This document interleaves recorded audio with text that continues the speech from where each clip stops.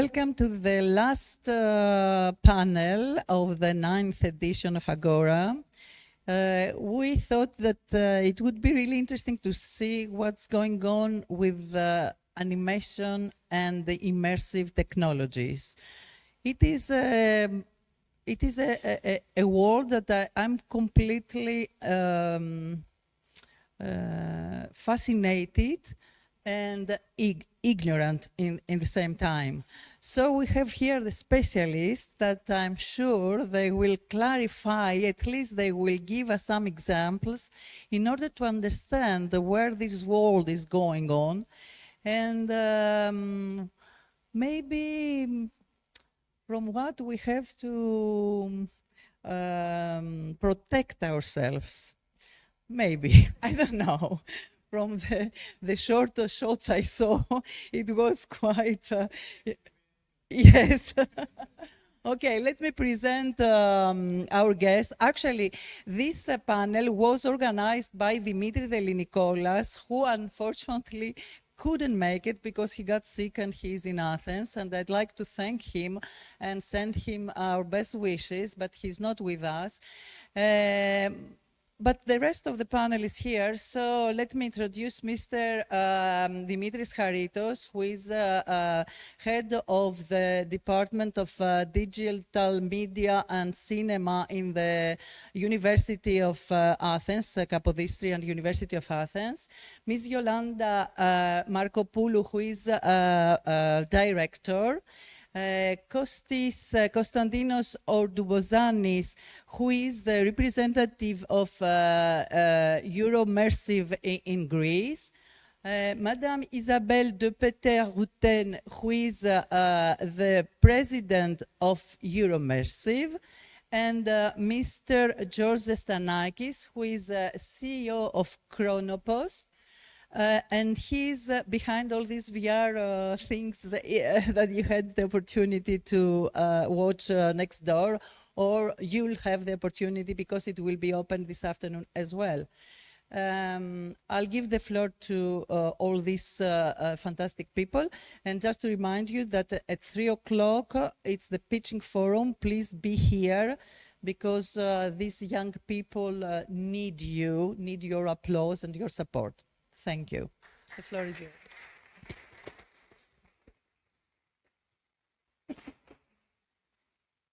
Thank you very much. Good afternoon. I'd like to start by thanking Animasyros for inviting us here, thanking Marinetta Critikou, the organization, and Dimitris Charitos for having this idea of organizing this talk. Unfortunately, we don't have him here, but he helped a lot in organizing and preparing this talk anyway. So we will start by a very quick introduction of who we all are, and then we will get into the discussion about how animation and immersive technologies relate at this point in time anyway. So I would like to ask Mrs. Yolanda Markopoulou to say a few words about herself. Hello, good morning, good afternoon. Thank you very much for the invitation. It's the first time I'm in Syros. It's great, in the Animation Festival.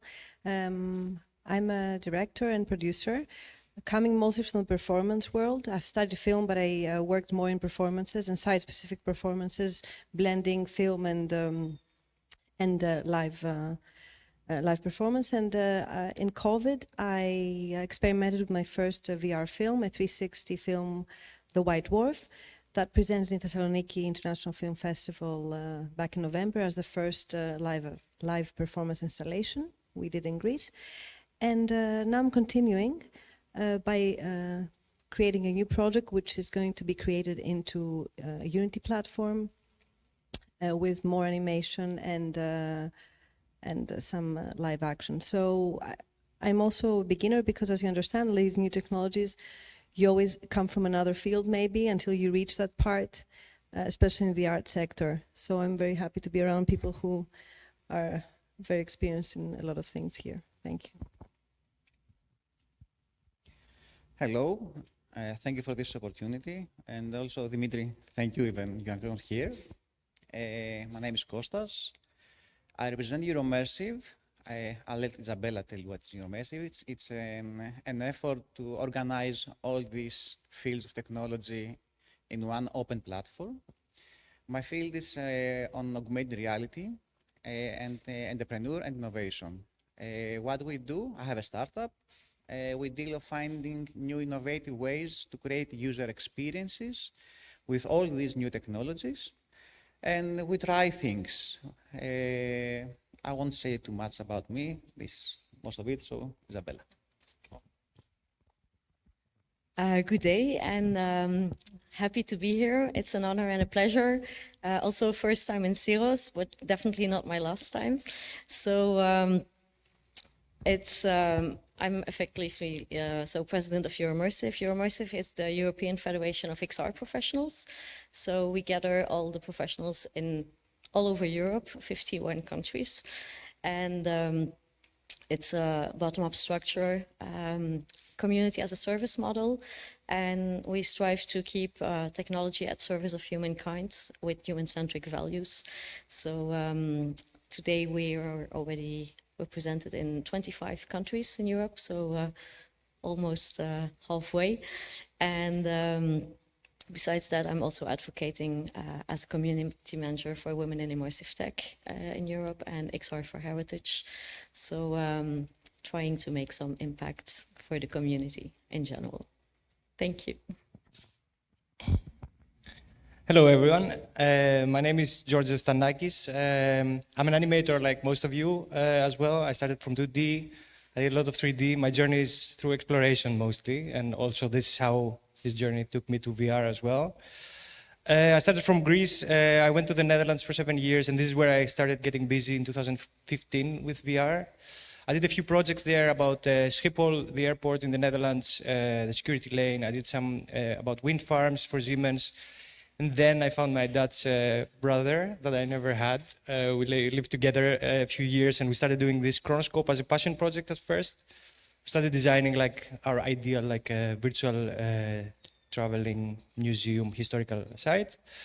And now I have it here presented. I'm running a team called Chronoscope, and we're trying to get it into the market. It's an interesting journey, and I'm happy to be with you guys and have a conversation about this journey. Yeah, and I'm Dimitris Charitos. I'm a professor at the Department of Communication and Media Studies of the National Kapodistrian University of Athens. Originally studied architecture and then went on to study and investigate interactive design. So I started working with virtual reality in 1993, really, and did my PhD in designing virtual environments, finished this in 98. And I've been working also in the Department of Digital Arts and Cinema, a new department that we have started in the University of Athens 5 years ago, and where we aim to educate young artists to become digital artists, so somehow utilize new media in creative ways and not be afraid of technologies, as this is something that quite often happens in art schools. This department, we do indeed teach animation, 2D animation, 3D animation, and a lot of virtual environment design, production, and research relating to the impact of virtual environments, cinematic VR, and so forth. And last word about myself, I'm also a digital artist. I've started with electronic music in the 80s and then went on to work with installation art and virtual environment art since the end of the 90s. So let's start the discussion, which is the important bit here. And we thought that we should begin by maybe saying very few things about what VR, XR, and all these terms are really, because we're not sure that it's entirely clearly understood. So I don't know, colleagues, if you would like to say identify what VR is with a few words. Who would like to say a few words about that? Yeah. Okay, so virtual reality is in fact a new medium, a mean, not a goal in which you are totally immersed in a virtual world. So you're excluded from the world we know, the reality.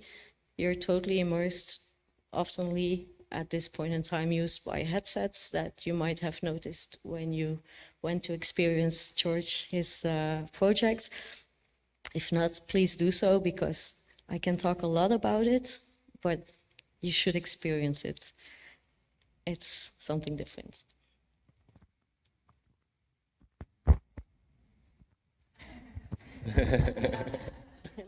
Okay. Yeah, Okay, let me talk about. Okay, AR.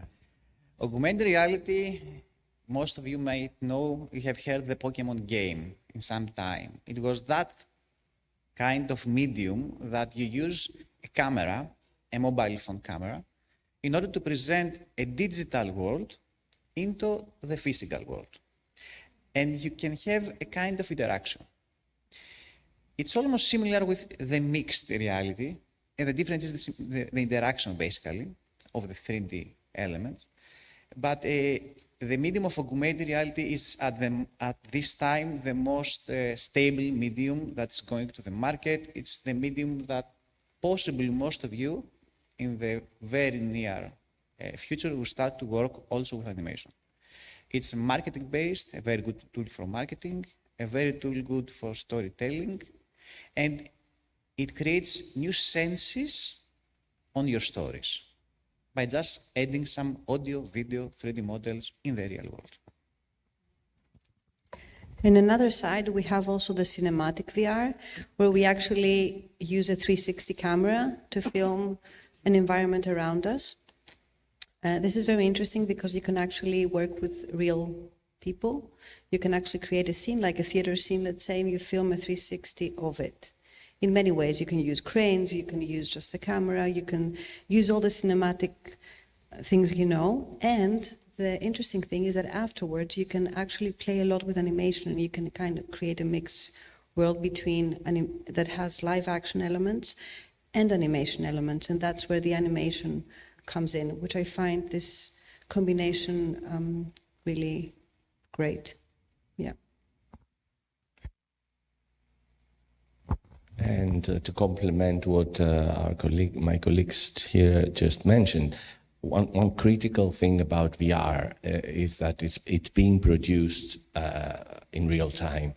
So while animation and cinema are pre-recorded and edited and post-produced and so forth, in VR we have this difficulty that we have whatever you see, whatever you hear, is being produced in real time as a result of interaction with the user, which makes it difficult for the hardware that creates this to create very complex and visually rich environments. So it's basically produced by 3D graphics in real time, and it's usually immersive in the sense that you somehow wear these devices that limit your view from the physical stimuli of the real world, and immerse you quite often in a three-dimensional stereoscopic view of these rich synthetic environments. The difference between VR and MR or AR, which is augmented and mixed reality, is augmented and mixed reality mixes physical stimuli from the real environment with synthetic 3D graphics. So this mix could be done with different ways that we don't need to get into detail here, but they result in mixed reality or augmented reality. So that's the difference between, and cinematic VR or panoramic video or video 360, it's pretty much the same thing.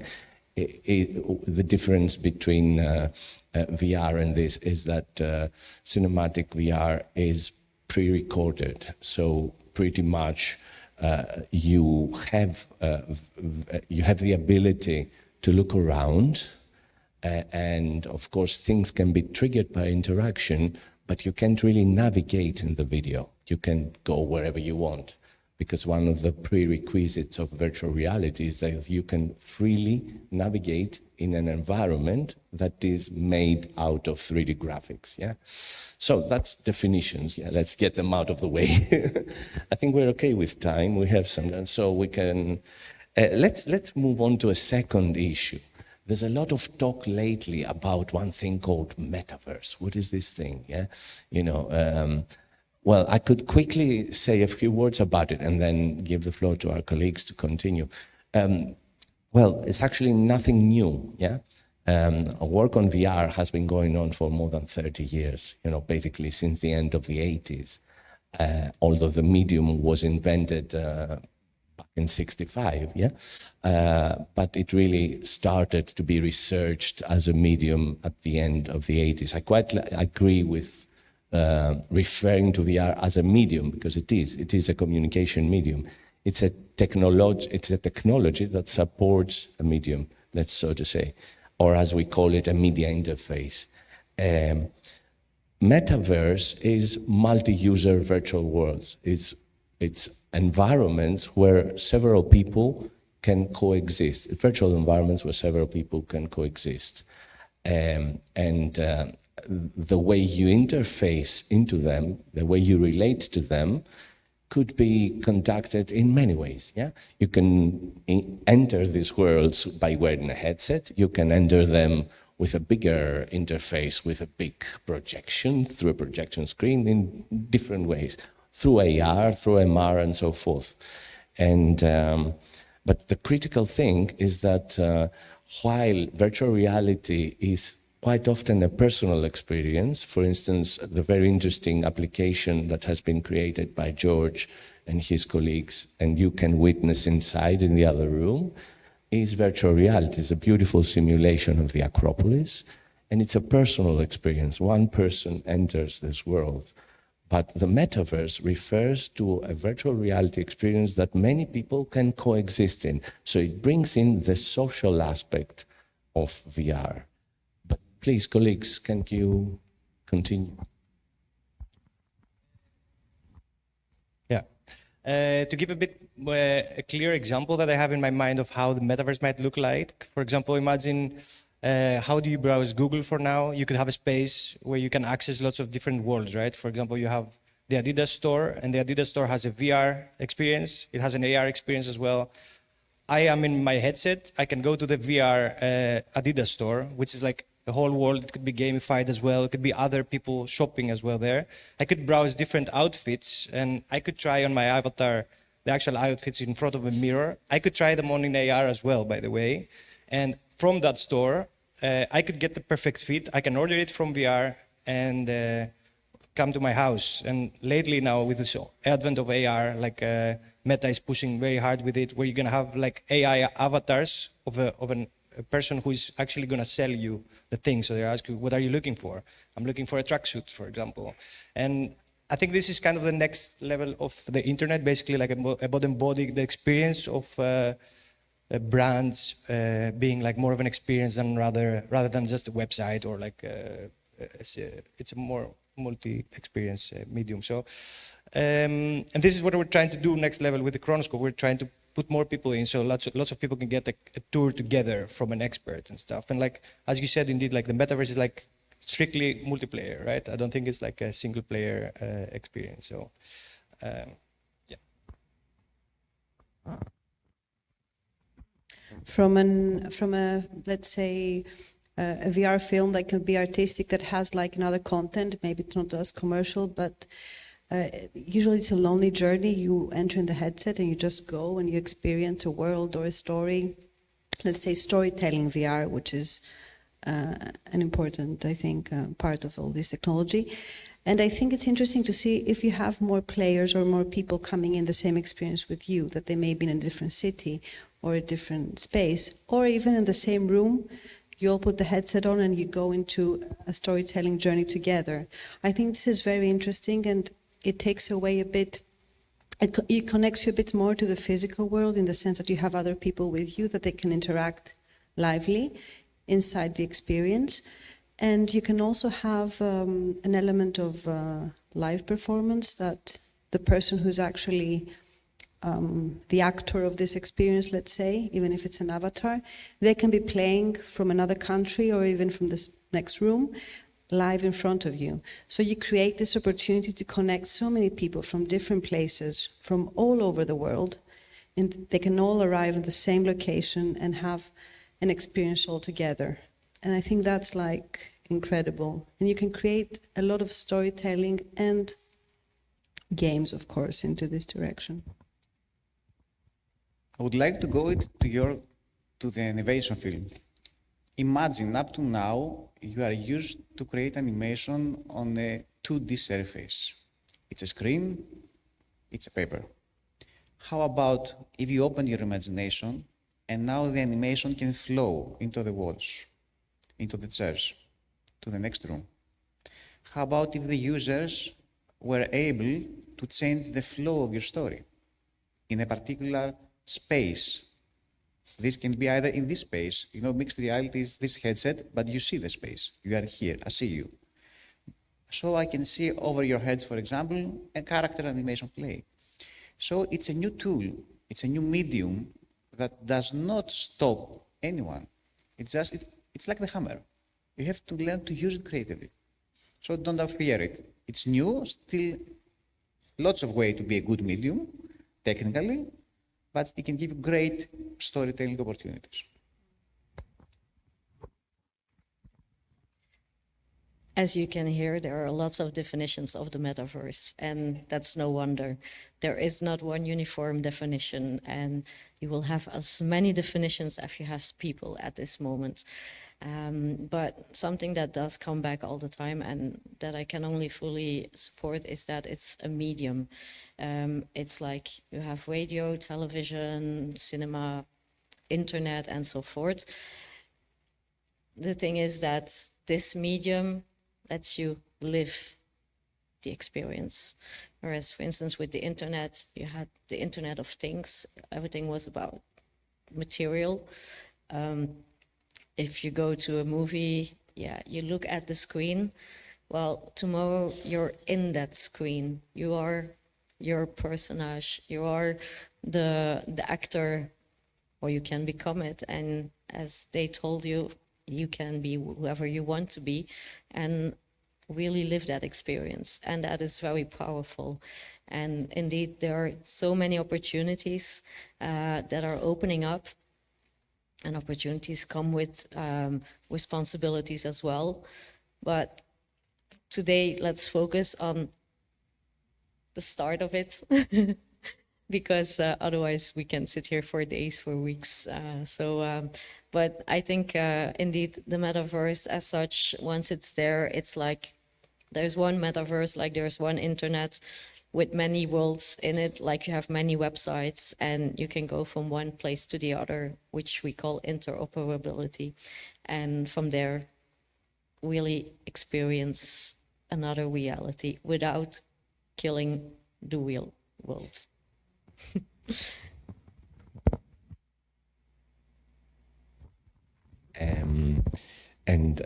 What's also interesting that you mention about, is it really there? Do we have a metaverse right now? So that's maybe a quick question we can respond to, because, some people speak about it as if it's already there and developing. Is it? What do you think? The metaverse as such is not there yet. There are many virtual worlds, but the real metaverse as envisioned by many, the ones that we also know from Ready Player Me, Snow Crash, and so forth and so on, in literature, it doesn't exist yet because there are no standards yet. So all these virtual worlds cannot interoperate, so you can't go from one to the other. So that will take some years, not just years in terms of creating it, but also in putting in place frameworks, standardizations, and most essentially adoption. Because in the end, it's people creating the metaverse, and we're not there yet. But we're making a start. So this is an interesting topic. We have a chat about it yesterday, about if the metaverse is going to be decentralized, so you're going to have lots of people working to create this unified world, right? And it's still not there. Like as a developer, I always feel that I'm in the sea on my surfboard and waiting for the wave to get me with. So I'm saying I'm already developing, so I'm waiting for this wave to ride. Every year that passes, the wave doesn't arrive, and I'm still waiting, and I'm thinking like, oh, okay, now this is the next wave. Gladly, like this year, I'm very excited about the Meta Connect and all these new expressive avatars that Meta made. Like this, you should look this up. Zuckerberg having like a real-time conversation online. Anyway, but what I want to say about this is like, I do believe, and maybe that's my opinion. I feel like the metaverse, we should let someone who has a unified, like a big entity, which is a bad thing, like a walled garden type of thing, Meta, for example, open up the way, connect all the technologies, figure out with a focused team and a lot of budget how this metaverse might look, how you can connect all these different assets together, how you can jump with my own avatar that looks like me, by the way, in real time. I could wear like a helmet and like be like a knight or whatever, and jump then to Roblox and jump there to Minecraft or whatever. They should figure this out, and then we go to decentralization. So I think it's very hard to connect all these people together and make all these different technologies, because as you said, like it's a bit of elusive of how do we actually connect this. It's a bit of a more philosophical conversation. I'm not sure if we should elaborate on this more, but I wanted to mention this.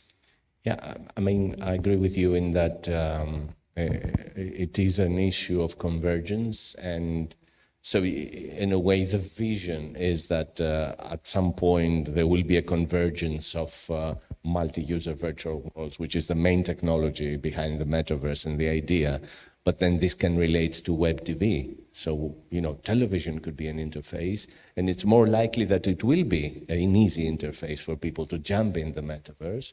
LG, I think, announced that it will use Unity in order to get people into a metaverse-based environment. But then again, you remember when Facebook bought Oculus, yeah? And the first thing that came to mind is that behind the mind of Zuckerberg is the idea of merging VR with social media, yeah?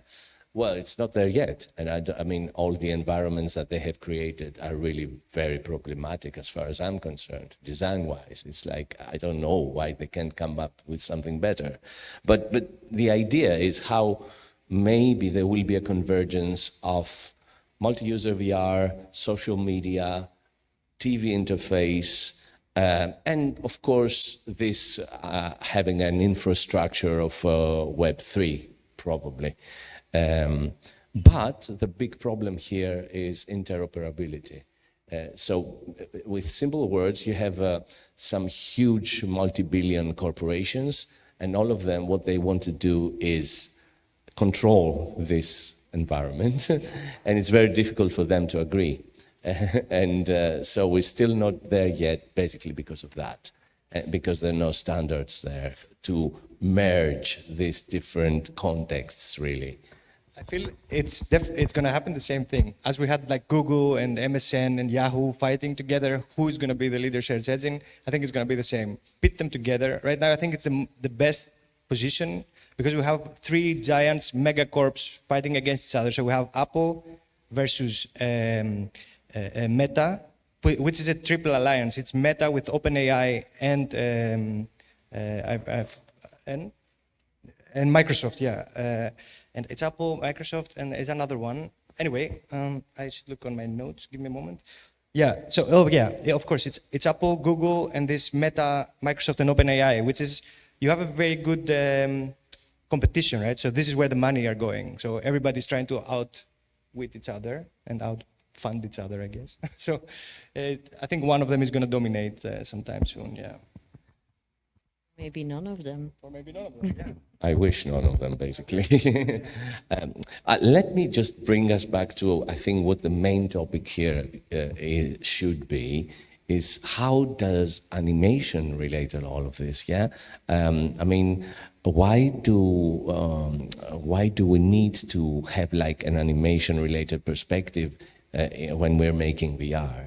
So who would like to answer this? And I would say it's one of the cornerstones without animation, what will we create? It's not just a way of expressing oneself, but it's also conveying a message and telling a story. Animation is there since ever. We already had a wonderful talk of Mrs. Sifianos that showcased that we already had it in old Greek periods. So it's of all times, and I wouldn't see why this wouldn't continue. So it's a cornerstone, and it's not only needed, it's just that it's a new medium to which it has to be adjusted, like we did from comic books to animation on the screen to movies and so on. And now it's this medium where you have a different approach in the production of it, but it's one of the cornerstones. I want to stop for a minute, close your eyes, and imagine this thing. You are navigating into the world. Everything is stopped. People does not moving. The TV has a frozen image. Cars are in the same position. And you are just navigating in this world. It has no soul. What animation gives is the soul to all of this. Is our personal expression, our inner world into this non-moving world. And I have to address the big elephant in the room. It's the artificial intelligence and animation. My personal opinion is it's a tool, again. Okay, a tool that if you don't write today, you still have a problem tomorrow. That's true. But it's like giving you a new way of opening your eyes, your mind, have a mentor next to you to be more creative. It doesn't have to be bad. So if you either go to virtual worlds with head, that is the most important world. If you go to the real world, then we have a problem. We have the real movement, the real noise, the real distractions, and somehow we have to create a user experience with this animation. We have to drive him all the way from this real existence to a specific point, for example, that we want to present something. That can be a singular point or a point like saying a whole city. So we have to learn a new tool that is how we can create experiences, not only storytelling, but now animation in the new world is also a medium of creating experience plus storytelling. And yeah, that's very interesting because now I'm creating my new a new VR storytelling VR in Unity for the first time, and we're actually dealing with how it's going to look like. What kind of animation it will have. Sometimes you can buy a lot of assets, you can buy things from the stores that these platforms have, and you can change them around. But I think for me the most important is to have a very personal touch. I think that like each film you see here has its own touch. For me, that's a prerequisite for my work, that we you collaborate with animators, 3D animators, that they can actually create something new or take already made assets and, for example, use AI, put their own touch in it and experiment. So I think, I wish I was an animator and I knew how to do 3D design. I think the most fun part is that if you have this talent, it's incredible to go in and experiment with all these new mediums. And like you say, there are tools. Take a real object, make a 3D photogrammetry of it, like an old, something that's old, maybe an antique or something that you want to use in your story. You can take it, you can put AI in it, you can make so many things out of, with all these levels. And I think, it's about, creating different textures and levels and taking your design to another world. And I think that's so exciting. I'm discovering it now and I'm so happy.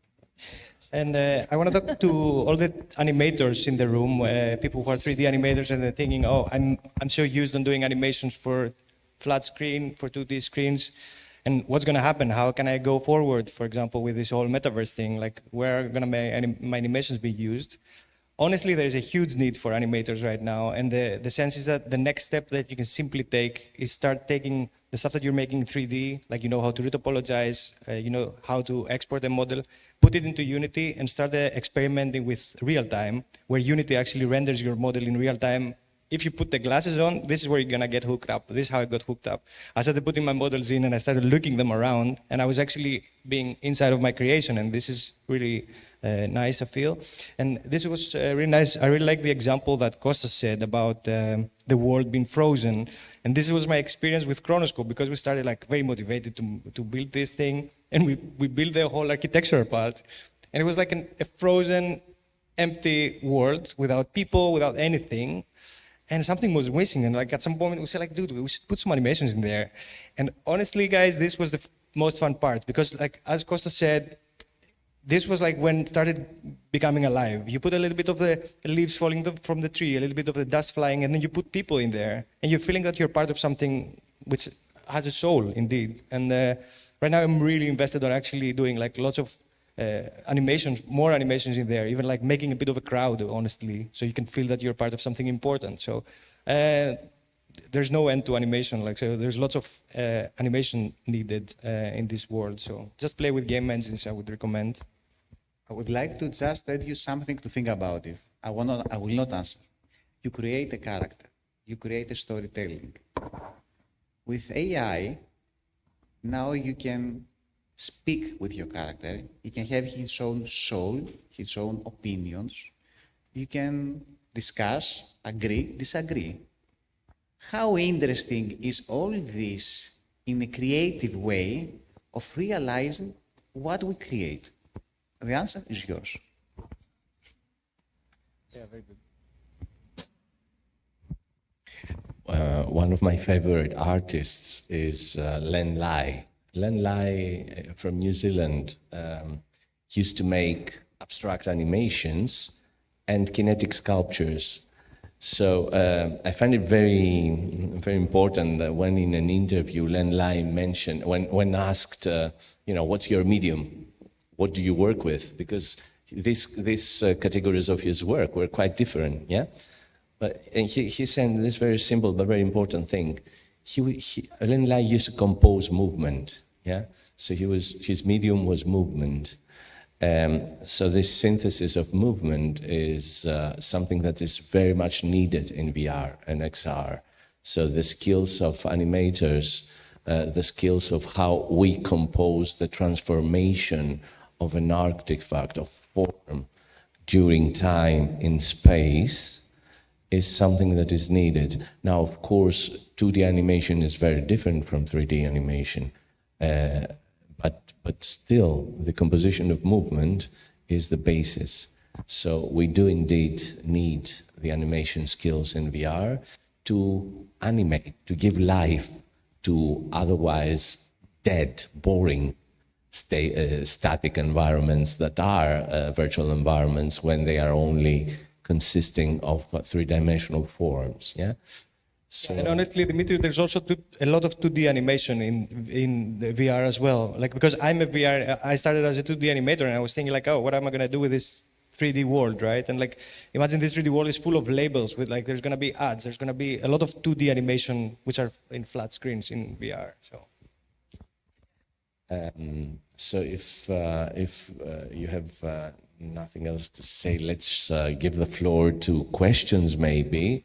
We can continue saying a lot of things, but can we have some questions from all of you? It'll be very interesting. Thank you. It's really amazing, all this new world. I mean, it's like you guys, you construct a whole Simban. It's completely. So sometimes I'm wondering if what kind of laws can be in this new world, because I don't know. It's very interesting. It's really creative, but it's at the same time unknown, uncharted, waters. If we start about laws and ethics, then we will be talking We'll stay for here forever. It's a nice place. Yeah. Syros Island. Yes.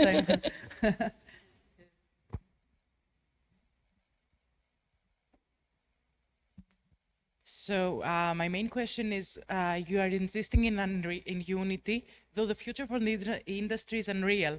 Why is that? Why you're using Unity and not Unreal? The question was why we use Unity over Unreal, you mean? Yeah. Yeah, honestly, for me it was a conscious decision back then. I said, like, do I want to start experiment? I was familiar with Unity. I said, shall I start experimenting with a new tool to create this project that I wanted? I said, okay, let's stick to the stuff that we know for now, for this project, and we can experiment on our free time. Unreal is awesome. I think they're going really well. Unity, especially now with all this drama, you might have seen what happens. I don't think Unity might be dead. Maybe they died by now, I don't know. Like, there's lots of stuff happening like in real time. Unity is awesome to get lots of cool stuff out of the box. And I would recommend to go Unreal instead of Unity, although I'm using Unity myself. The programming is a little bit, are you a coder or are you an artist? Yeah, I used to go to Unreal, I would say, yeah. Like, Unity is good and easy to use, but like, I used to go to Unreal, said the Unity guy. I would have to add something, a new way. It's a Web3. In some very near future, Web3 will be the main engine. Because behind the scenes, when you launch your app, eventually Web3 is what you sing. And thankfully, it's starting to go very well. It's very hard to start. It needs programming knowledge at the moment. But if you have a course of prompt engineering, it's 2-hour course, for example, let's say the original of OpenAI, and you're just chatting with a bot on how you could create it on each of these medium, you've been amazed how easy and free it is for now, because all these other platforms will start to charge. Okay. I have a question. Thank you for all that information. It's really very interesting. Several years ago, it was Second Life. You could even buy or sell or contact or have political meetings and so on. Once it was a university thesis who was presented in Second Life. But this model went down. I don't know exactly the reasons. But now the model of virtual reality start again, Meta and so on. Can you connect the past experience with the new one, the differences, So in fact, Second Life is still existing, and it moved from Second Life to high fidelity, which was the virtual version of Second Life, which didn't completely succeed. Why? Because not enough people are already adopted to virtual reality. So Second Life still continues. High fidelity, they stepped back and they even sold the company, if I'm not mistaken. Second Life can be considered as one of the first virtual worlds, as a metaverse where we once would like to go. And it will still evolve. However, I would say that it will take some time before we get there. We really need first people to adopt and adapt to these new technologies before we will really reach it, and that even a next version of Second Life can become reality. But for now, we still know several people that are having a lot of places in there. And just like in Second Life, in the metaverse, you can already buy grounds, buy buildings and so on. but it's not the best investment at the moment, so I wouldn't recommend it at this point. The first multi-user virtual world that was commercially available was Active Worlds, Alpha World, 1995. The first conference for multi-user virtual worlds that I attended was 1993. So it's an old story.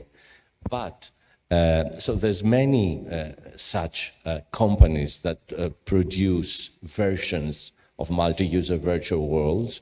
For us, working with the systems in the university, we tend to try to work with open platforms. But still, there's a problem. There's very few of them there. Actually, the only one that's quite useful is Open Simulator that we can use. Open Simulator is Second Life, really, but it's open.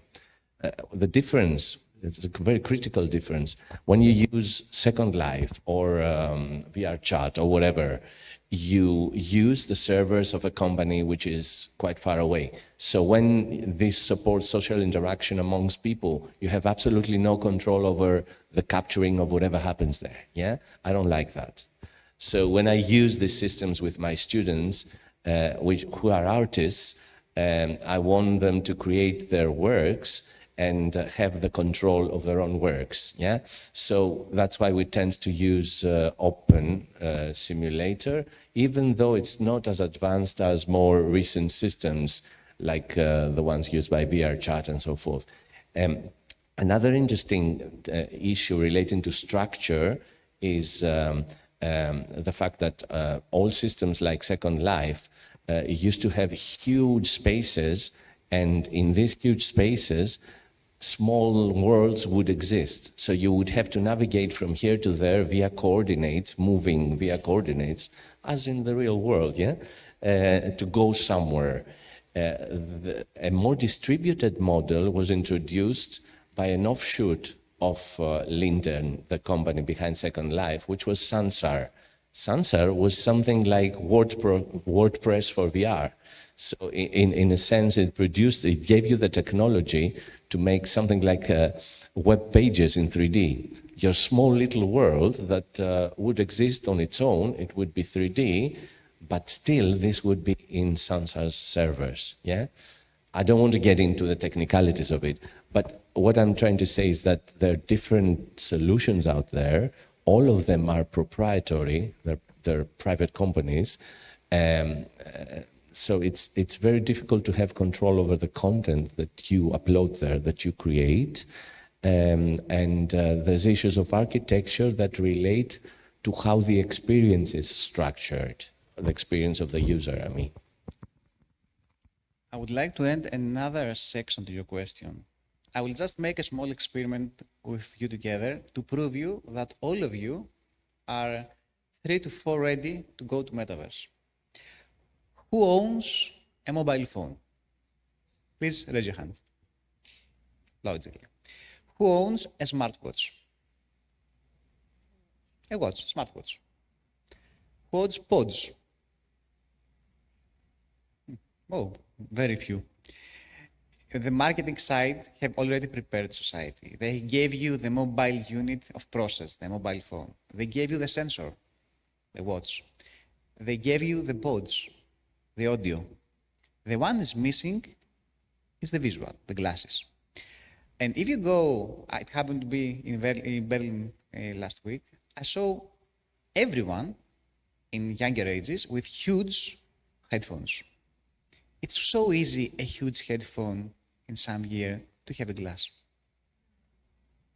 Marketing does slow steps and prepares you very slow. It's an issue of adoption, but it will be immediately adopted very soon, in my opinion, not with a great technology. Technology is not ready, but they prepare you for the adoption.